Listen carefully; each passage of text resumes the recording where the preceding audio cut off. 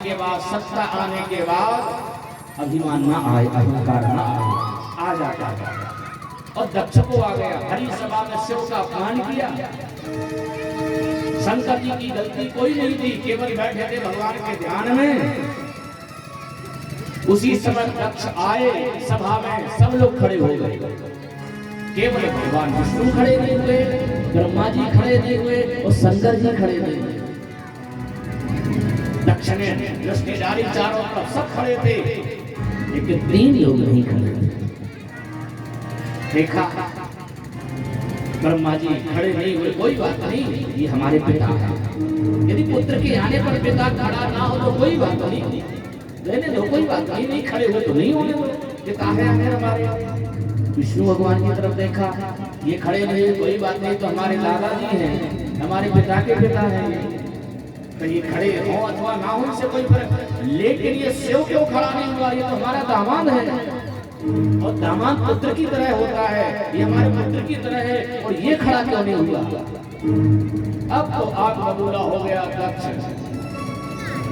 जो खड़े हो गए उनकी तरफ भले नजर नहीं गई हो, लेकिन जो नहीं खड़ा उसकी तरफ बार बार देख रहे दक्ष, और कह रहे ये अहंकारी हो गया, अभिमानी हो गया, इसका विवाह नहीं हो रहा था। नारद के कहने पर मैंने अपनी बेटी का विवाह इसके साथ में किया, और इसको सम्मान करना नहीं आता।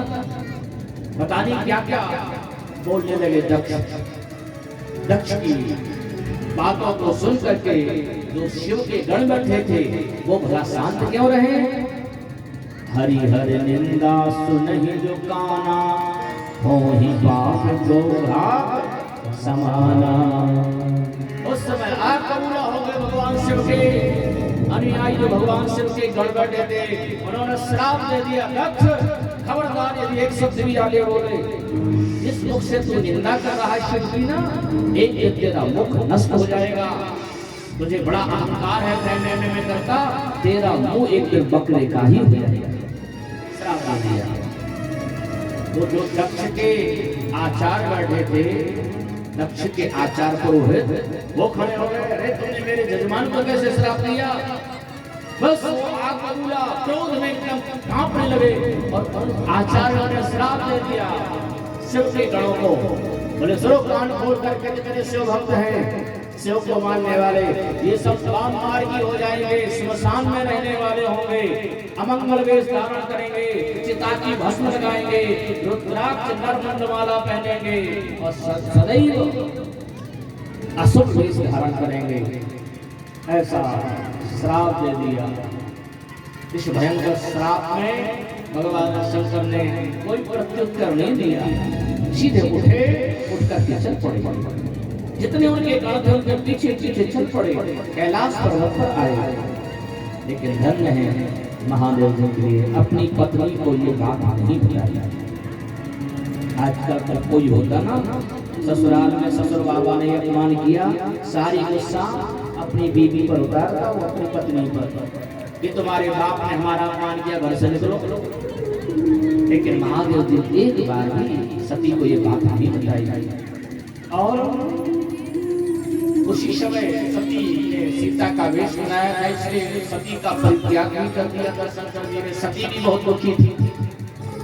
दक्ष ने शिव को अपमानित करने के लिए एक यज्ञ का आयोजन किया, और उस यज्ञ में सबको निमंत्रण दिया, परंतु कैलाश पर्वत पर कोई निमंत्रण नहीं दिया।